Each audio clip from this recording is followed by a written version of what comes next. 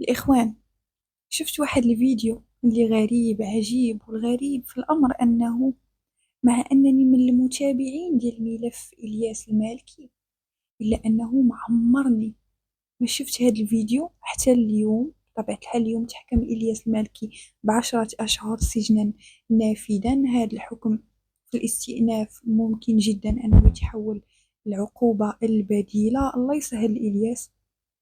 انا ماشي مع الياس وداكشي اللي كيدير في الاخطاء اللي كيدير، لكن انا ماشي ممكن نهائيا انني نقول بانه آم، بغيت الياس كتار، او لا انا من المناصرين ديال عدد الشكايات الكبيره اللي كيتحط بالياس او. لكن انا اللي غادي نتكلم معاكم فيه في هذا الفيديو الخوت هو هذا المقطع وهذا التصريحات الخطيره والاشارات الخطيره من المحامي ديال الياس، واللي حتى شي حد ما تكلم عليها. اليوم أيضا كاينة هناك مسألة أخرى خطيرة اللي هي ابتزاز إلياس. الناس اليوم ما كتكلمش على ابتزاز إلياس، كتتكلم على التشهير اللي دارت إلياس. دونك المسألة الأخطر والأكبر ماشي هي أن إلياس خرجت وقالت عباد الله راه كيتم ابتزازي، راه هذا ماشي هي الخطورة، أو لا ها هو الدليل عباد الله أنه كيتم ابتزازي، وإنما الخطورة هي أنه يتم ابتزازها. لا حول ولا قوة إلا بالله. خلينا نشوفوا هذا الفيديو ونكمل. نمشي للتفتيش. ما يمكنليش انا جا عندي في اطار البحث التمهيدي ونقول له لا نمشيو للدار. لا مشاو حتى لا ما يمكنش. لقينا عنده جوال. لا واخا نلقاو عنده الجوال. لقينا عنده جوال ربما نشوف الجوال لقينا عنده في اطار الاستهلاك. استهلاك. ماشي نمشيو عنده للدار ديالو. علاش غنمشيو للدار ديالو؟ ولكن ربما يلقى لا اسمح لي الله يرضي عليك، اسمح لي الله يرضي عليك، هذا قانون. اسمح لي الله يرضي عليك، هذا القانون. واش دابا شي واحد يجي يدخل عندك يلقاك برا درتي مخالفه ديال الطوموبيل ويدخل عندك للدار؟ اسمح لي، حنا في دوله الحقوق والحريات ديال احترام القانون. ما يمكنناش ان نقلبوا على واحد راه سميتو شوف ملي كنسدوا الدار راه عندها حرمه ديال الدار، راه عندها قدسيه ديال الدار، راه ما يمكنلاش نمشيو ندخلوا الا اذا كانت الجريمه اللي كنحققوا هو حنا كنحققوا في السب والشتم والتشهير ونقولوا نمشيو للدار. هذا حماق هذا. مسألة خطيرة هنا تم تعتيم عليها، ما تكلموش عليها بشكل مهم، وهذا هو المفروض، هذا هو دور الصحافة للأسف. يا يا فين ولينا عايشين، ومع من ولينا عايشين للأسف. تخيلوا أن السيد نهار داتو الأم ديالو باش يمشي لعند البوليس، وباش يتم كيف ما كنقولوا التحقيق معاه في الشكايات اللي تحطت به، وإذ كيتفاجئوا فاش دخل البوليس أنه عادي كإجراء روتيني تم يعني آه قلبوا السيد التفتيش ديالو، لقاو أن عنده كيف ما قال واحد الجوان في الجاكيطة ديالو. فشنو داروا البوليس هنا؟ ناضوا جاو لدار ديال إلياس المالكي باش يفتشوا في السطح ديالو واش عنده المخدرات. دونك المسألة هنا ماشي مسألة نهائيا واش إلياس المالكي كيتعاطى المخدرات ولا ما كيتعاطاش، ولا كيتاجر او لا ما كيتاجرش. سيجي عندكم في واحد الإطار على واحد الشكاية، لقيتوه عنده واحد الجوان يعني استهلاك. أي واحد كيشدوه مثلا البوليس، ما عمرني أنا ما سمعت شي واحد شدوه البوليس لقاو عنده مثلا شي طرف ديال الحشيش أو شي جوان أو شي قرعة ديال الشراب، ومشاو كيف كيقلبوا في الدار ديالو واش مازال عنده داكشي. دائما فاش كيشدوك بهذاك الطرف ديال الحشيش كيديروا لك الاستهلاك وسالات القصة. لأنه في إلياس، في قضية إلياس المالكي، الأمور ما مشاتش بهذا الشكل، وكان كيف ما قال الأستاذ المحامي. علاش كنقول لكم ما تاخدوش بعض العناصر من هاد المحامين اللي بانوا ك كشي حاجة واو، لا، راه ما أحوجنا إلى مثل هؤلاء الأساتذة. هاد الأساتذة المحامين اللي كيقريونا القانون وروح القانون، وأن آه، الدولة والأجهزة راه الكل، القانون على الكل، راه ماشي القانون على إلياس، ماشي القانون على المواطن، راه حتى الدركي، رجل الأمن، رجل الشرطة، القاضي، القانون يمارس على الكل.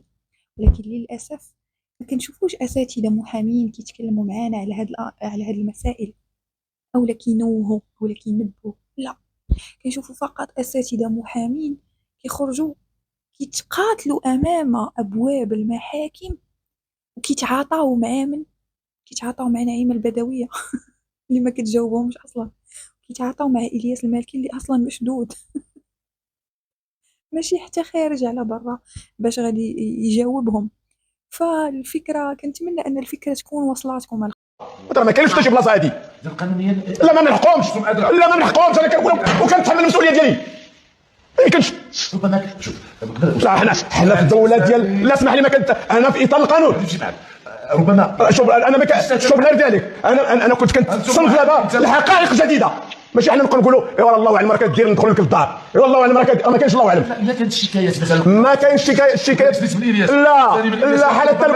لا حاله تلبس محصوره. الا كاين شي واحد كيستخدم سميتو الا مازال كتجري والناس تابعين لا اسمح لي الله يرضي عليك، هذا بحط من ايدي. انت محامي، انا محامي وكنتحمل المسؤوليه ديالي. انا ما جاتكش، انا محامي وكنتحمل المسؤوليه ديالي. هذا ماشي ضحك، وصلنا لواحد المستوى كبير في الحقوق والحريات، ما يمكنناش نرجعوا له. ماشي ملي سخنتي هاد السخنه.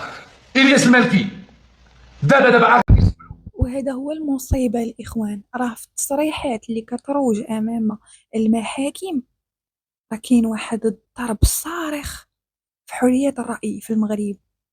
عرفتوا تخيلوا أن المغرب قطع واحد الأشواط كثيرة لأجل أنه تكون هناك حرية تعبير، لأجل أنه تكون هناك تقدم في التكنولوجيا وفي مسائل كثيرة، وكنجيو في نفس الوقت كنلقاو واحد الناس أمام المحكمة كيخرجوا في تصريحات كيقدموا شكايات ومن طون كيخرجوا في تصريحات باش كيطالبوا بالحد من حرية التعبير، كيطالبوا بأن آه، كيطالبوا بأنهم يضغطوا على القضاء. تخيلوا أن القضاء غادي ياخذ المجرى ديالو، حنا عارفين هذه المسألة وأكيدين منها، لأنه كاين هناك ضغط يمارس في الخارج. كاين هناك كلام اللي عرفتي ديك الشدة في الكلام. أنا لحد الساعة ثقوا بيا الإخوان، والله لحد الساعة أنا غير مستوعبة نهائيا ما المغزى من أننا نخرج نتكلموا بعنف على إلياس ولا على غير ولا على البدوية ولا الناس ما سرقوش لنا الثروات ديال بلادنا. هاد الناس ماشي سياسيين عطاونا وعود كاذبة ما وفاوش بها. هاد الناس ماشي سارقين أو ناهبين للمال العام، مواطنين غلطوا، القانون كياخد المجرى ديالو معاهم. سدات مادام كيف كنقولوا، إلا أننا كنشوفوا الطريقة كيفاش كيتم الترويج لهاد الشكايات في الإعلام، كاين واحد النفخ كبير في هاد القصص. والمصيبة أن المتابع لهاد المسائل ما كيفكرش، ما كيقولش يعني لا وكيفاش هاد الناس كيتكلموا على البدوية. أنا ما كندافعش على البدوية الإخوان، أنا كناخدها كمثال أنه هي الاسم ديالها كيتذكر بشكل كبير هي وإلياس المالكي. فكيفاش كيتكلموا هاد الناس على البدوية بهذا الشكل، وكأن البدوية سرقات مثلا أو لا نهبات شي صندوق من مثلا من صناديق الضمان الاجتماعي ولا صندوق التقاعد أو لا شي حاجة. فمسألة غريبة. ديال هاد المراه هادي اللي البارح كتبكي قدامي هي وباه، وخصهم يدوروا عند امناء الطاكسيات في المغرب كاملين. واش الياس المالكي يسب الامناء ويسب صحاب الطاكسيات في المغرب؟ لا سب اللي عنده مشكل معاه، وقع له مشكل مع شي في جديده، كنهضروا مع جديده، ما يمكنناش نهضروا مع المغرب كله، ما يمكنناش نهضروا مع العالم كله ولا مع اوروبا فين ما كنشوفوا الطاكسي قاعدين الناس بالكي. واسمحوا لي حنا صحاب الطاكسيات على عينينا وقلوبنا والثقه والمصداقيه، ولكن ما يمكنناش نقبلوا التعسف من اي كان. ما كنقولش ما يلقاش الشطط والتعسف من اي كان، يكون من الطاكسي ولا غيره. حنا كنركبوا مع الطاكسي بالثقه وكنامنوا به وعارفين اهل الثقه وعارفين ما غاديش يكذب علينا وما غاديش يبتزنا وما غاديش يسرقنا. اما الى انا وقع لي شي مشكل مع مول الطاكسي، نعم كاين الجهات اللي مسؤول. وباش نكونوا واضحين الإخوان، إلياس من غير السب بطبيعة الحال حتى حنا كنسبو، ولكن حنا ما كنصوروش نفوسنا وحنا كنسبو بطبيعة الحال. لكن من غير السبان فكاملين عندنا مشاكل مع الطاكسيات، كاملين عشنا أنا أول وحدة عشت مشاكل كثيرة وبشكل يومي مع الطاكسي. فين ما كنخرج كنلقى الطاكسي يا إما ما كيبغيش يهزك، إما يهزك ويقول لك أنا ما خصنيش وما غاديش وقليل. وخصوصا في مدينة جديدة الإخوان، مدينة اللي ما فيهاش حتى الكونتور ما كاينش في جديدة. الطاكسي كيهزك بمزاجه، أقصر مسافة كيخصك تحط فيها واحد 15 درهم. فالإخوان، إلياس ما قالش شي حاجة اللي جديدة. إلياس قال داكشي اللي المغاربة كاملين كيقولوه على الطاكسيات، وداكشي اللي كيقولوه الجديديين كاملين، وللأسف الجديديين ما تكلموش على الموضوع نهائيا، وكأن الأمر ما كيهمهمش، وكأن المشكل ما كاينش أساسا. وخلي فرضا فرضا غلط الياس في اطار السب والشتم. صافي ما كانش بوتشير، ما كانش بوتشير، ما كانش تشير. لا ما بين لا ما كان لا ما كانش تشير. هذا موجه اليه التشهير. لا شوف انا نقول لك دابا، انا نقول لك دابا شنو تيوقع للمغاربه. المغاربه اذكياء تيستغلوا المآلات ديال السياسه الجنائيه. الان كاين دوله صارمه وحازمه في محاربه التشهير. صافي كل واحد كيدير هذه ولا صافي معتقد صافي. اذا كيكونوا الضحايا. نقولوا واش الياس مازال شي ضحيه ديال هذه السياسه الجنائيه؟ لا سمح لي الله يرضي عليك، فقط التكييف ما كاين التكييف ديال التشهير. انا ما كاينش التشهير. اذا الياس انت انا حشمت نجبد لك 200 درهم ونقول لك هذا اللي تضرر من التشهير 200 درهم اللي كيحدد القانون. انا ما بغيتش نقولها لان اصحاب التاكسيات خبار في عينيا وبغيتهم يكبروا. وكيف ما سمعتوا الأستاذ المحامي وضح واحد المسألة مهمة باش نعرفوها. قضية إلياس المالكي والقضية ديال الطاكسيات راه ما كاينش تشهير. وإلا فكرنا فيها بيننا وبين نفوسنا الإخوان، بمن شهر إلياس؟ واش إلا تكلمت ومثلا لنفرض سبيت مول الطاكسي، أنا هنا كنشهر بيه؟ أنا هنا كندير جنحة ديال السب والقذف فقط، تشهير ما كاينش. لكن للأسف في الخرجات الإعلامية ديال الأطراف المشتكين كنا كنسمعوا 24 صك ديال الاتهام كنا كنسمعوا أشياء خطيرة خلال بالنظام العام، تهم ثقيلة جدا. نقولوا السيد كامل كيقوم بهاد الأشياء كاملة، إذا هذه غرقته في الحبس. إذا من هنا بدات الأمة ديالو كتجري مسكينة وكتقاتل باش تقلب ليه على تنازلات. الوقت اللي المسألة أبسط من البساطة، السيد عنده محامين ديالو، القضاء ياخد المجرى ديالو، وانتهت القصة، انتهت الرواية. يكفينا من هذوك الخرجات الإعلامية للتهويل وتضخيم الأمور في الوقت اللي الأمور بسيطة جدا. احنا محتاجينش، نقولوها بكل صراحة، أنا ما كنشوفش أن المغاربة محتاجين حملة زيرو تفاهة. المغاربة محتاجين حملة زيرو انحلال أخلاقي.